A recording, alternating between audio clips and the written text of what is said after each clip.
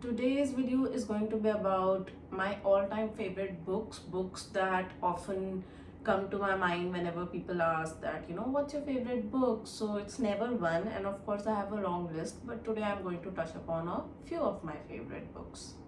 So first up, imagine that you have lost everything in life, whatever was important to you. For example, if you wanted to have a particular job or wanted to get into a particular college, but you're not able to, and you feel the world has ended.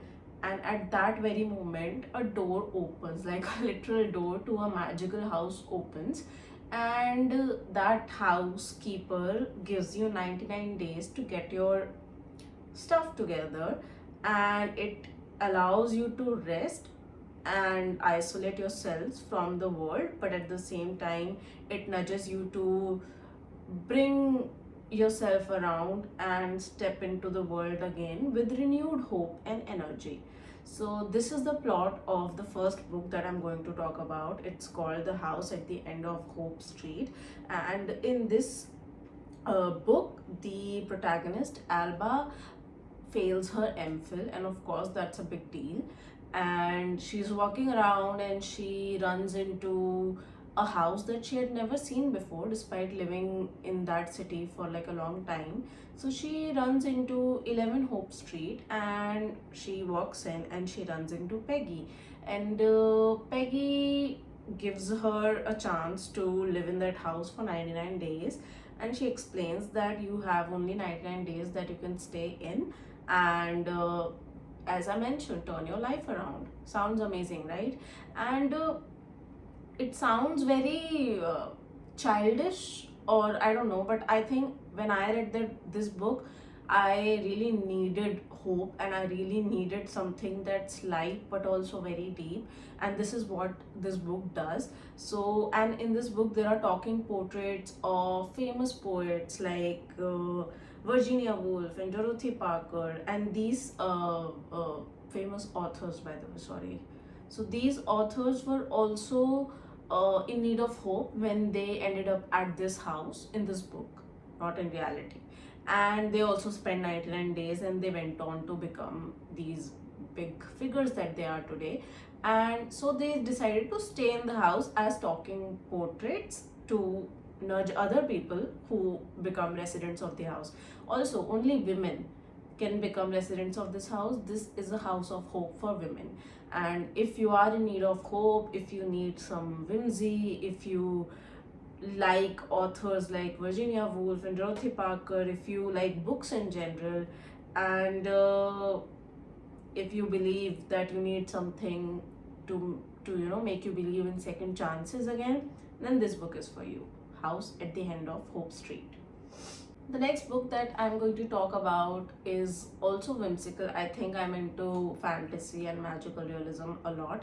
So this book is about a magical circus that only appears at night, and this is what sold me about the book. Like, it's called The Night Circus, and this circus only appears at night.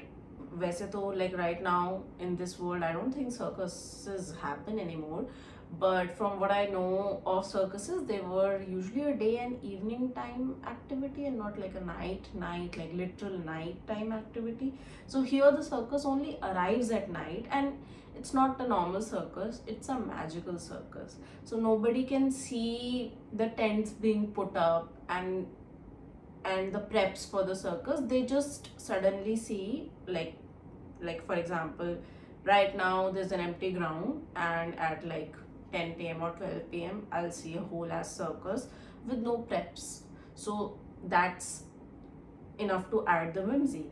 But it's, even though that's the physical premise of the story is about two people who are set to fight against each other in their childhood. So two famous magicians, adults, uh, place like a bet or a like a competition among one another, and they obviously choose disciples to fight that competition on their behalf. So these two adults, they groom these kids to grow up and fight, and when they have to decide that okay, where will this fight take place, and that's where the circus comes in. So these two people are supposed to fight in that circus, and it's not going to be like an active magical fight, it's going to be an indirect fight, and through different magical demonstrations of theirs, it's really fun. And the side characters are also so entertaining, and there's darkness everywhere, but there's also like light and whimsy everywhere. And if you want to read something that you may not have ever read before, that is to say, if you want to read something that's very unique, that's very unheard of, then this book is for you. Also, this book has crazy romance, but not like romance genre romance, but love romance, like deep romance, amongst all of the stuff that's going on in the circus. And I think I should tell you a little more about the circus. So every fabric of the circus seems to be tied to the people working in the circus. So imagine a physical space, the elements of which are tied to lives of people that reside in that space. And I don't think I'll ever be able to explain what this book is like with my words alone and within like a few minutes. But this is one of my favorite books of all time, and I recommend it to everyone, even when I know that some people may not be fantasy readers, but give this book a chance if you will, please. Imagine a book written about women and the freedom they need or deserve, but it's about women in 1940s, and that book is more progressive than a lot of real world scenarios today. So yeah, the next book that I'm going to be talking about, it's called The City of Girls, and it's about a 19-year-old girl, Vivian Morris, who has been kicked out of her college, and because her performance wasn't really great. And she's a very funny and very witty and very sharp girl, but she's not really interested in academics so much. So yeah, she is kicked out of that college, and her really rich parents sent her to Manhattan to live with her aunt Peg. And the Peg, like, the parents are sending the girl to the Aunt Peg to, spend some time there, and maybe they are hoping that this will, turn her head straight or something. But Aunt Peg owns a theater company. She owns a theater called Lily Playhouse. And there, when Vivian goes, she realizes that her aunt is very cool. Obviously, she's running a theater, and there are a lot of girls in the theater. And eventually, Vivian also starts working at the theater, working at plays, and she starts having the time of her life. And that's why this book is called City of Girls, because she experiences freedom, girlhood, sisterhood all at once at that age of 19. All of this, the crazy fun, the crazy freedom, and the crazy sexism that she has experienced, etc., from 1940 to when she turns 95, she is telling the story. So she is telling the story when she has turned 95. And a lot of times, all the time, the younghood or the young age is romanticized a lot, and all the movies are about, coming of age movies and love stories and all of that, and all of that is great. But we sometimes lose sight of the fact that young age is not the only age. Like, it's such a small bracket, like the youth is such a small bracket when you think of the entire life bracket that an average person has. Like, a younghood is what, like 10-12 years according to society. So when a 95-year-old is telling the story of what was, which was pretty fun, and what is, which isn't too bad either, you end up with hope and lovely. Like, I really like this book, totally recommend.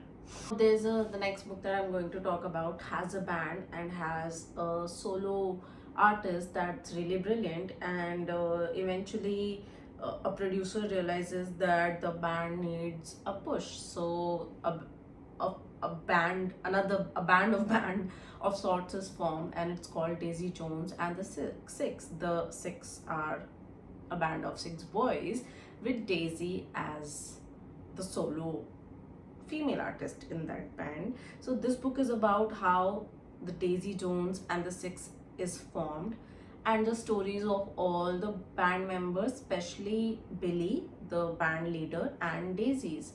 So yeah, and this book, apart from the fact that it shows that how lyrics are written, what is the creative process like, and the feelings that go into these songs, how these big artists are also humans, and when they deal with the addiction, how that is like the world is really harsh on them. And of course, like, because these are influential figures, but at the same time how these people are just as human as us, without any idea of what life is going to bring them. And since they have a lot of fame and a lot of money and a lot of ethical responsibility, they end up making more bad choices, I guess. And nobody is prepared for that kind of fame that these people eventually end up getting. So this book is in a form of interviews. All the band members are giving interviews and they're telling the story that was. So this again is a really beautiful books, as I mentioned, that the creative process, the feelings, the love stories, how cheating is always a choice. Like, there's a certain member in this book who never I can't give a spoiler, sorry, but yeah, like how cheating is always a choice, and how bad childhoods lead to great people sometimes, but really messed up at the same time. So Daisy Jones and the Six is another book that I always talk about when someone asks me, like, what are your favorite books, or what are one of the best written books of all times. And how can I forget the book Thief? So the book Thief is a story being told by death itself, like literal death. Okay, so the book Thief is a story that's being told by death of a little girl who likes stealing books. And all of this is happening in Nazi Germany. So death is all around, and death is seeing everything, and death is looking at this particular girl a lot. So this is a story narrated by death of a girl who steals book in Nazi Germany, where books were being burned, etc.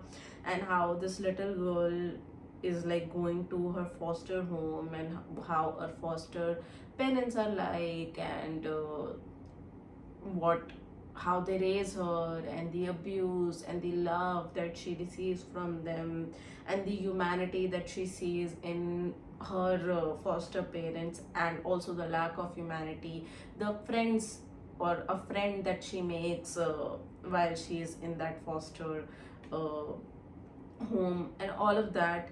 And all of that is being told by death. So it's very witty, it's very entertaining, even though it's dealing with like a really dark time period. And also the protagonist doesn't have like a sunshine life, obviously. So with all of that, this book is my favorite book of all times. I really love the book, you guys. Love it. The next book that I'm going to talk about is about a bridge of clay. The book is called The Bridge of Clay, and it's also by the same author, Markus Zuzak. I don't know how to pronounce his name, sorry. So the same author who has written the book Thief, and since I really loved the book Thief, which made me read The Bridge of Clay, because I really loved the writing style of the author. So this book is about five brothers who are abandoned by their father after their mother's death, and how these five brothers are raising each other. And among all of them, there's this brother, or there's this guy in those five brothers whose name is Clay. And that's why the book is called Bridge of Clay, because clay bridges a lot of things in that family's lives, the past, the present, the future. And he's the protagonist, and this is also one of the most lyrically written books. It's so beautiful. I read it years ago. Actually, most of these books I have read so many years ago. I don't remember each and every detail, obviously, but I still remember a lot very vividly, and that is testament to how beautiful these books were and how amazing I felt when I read them. So the next book that I'm going to talk about is can be a little sensitive, so trigger warning. It's on suicide and how not nobody really wants to die. So the book is the Veronica. The book is Veronica Decides to Die by Paulo Coelho, and he's a very popular author. Even non-readers must have read The Alchemist. So this is the book by the same author, and it's about this girl Veronica who decides to die, but then there's a scientific experiment, and I don't want to give spoilers, but at the end we find out as readers that nobody really wants to die, they just want the pain to die.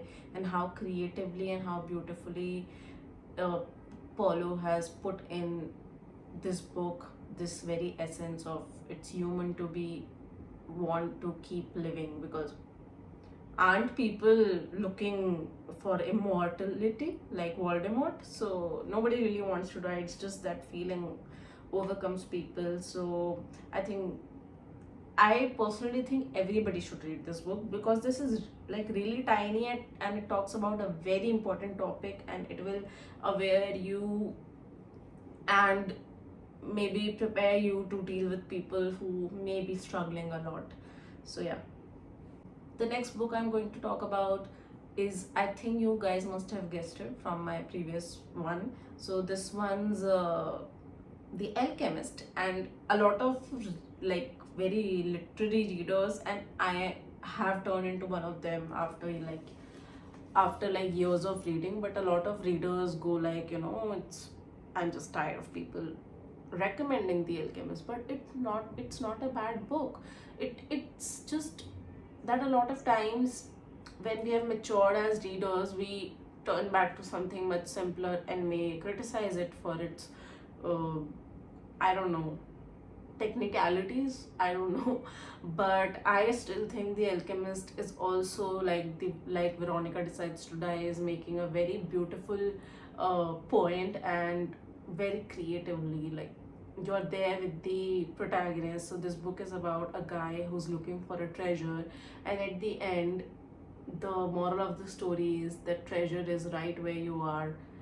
But and it's not even a spoiler at this point, to be honest. It's But this entire thing is written in a very thin tiny book, but so creatively. Even Shah Rukh Khan loves this book, okay? And that famous quote that when you want something, the entire universe conspires for you to achieve it, it's by this author, guys. And as far as my memory goes, it's from this book only. So love it.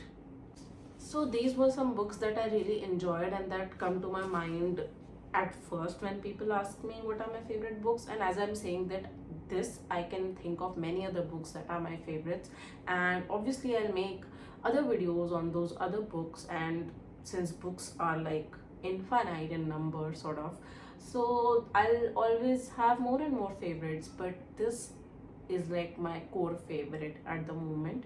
And if you have read any of these, please let me know in the comments. And if any of these you think you're going to read because they sounded interesting, please let me know in the comments. And for more such videos, do subscribe to my YouTube channel, Manya's Life and Lit, and see you in the next one. Bye. Bye.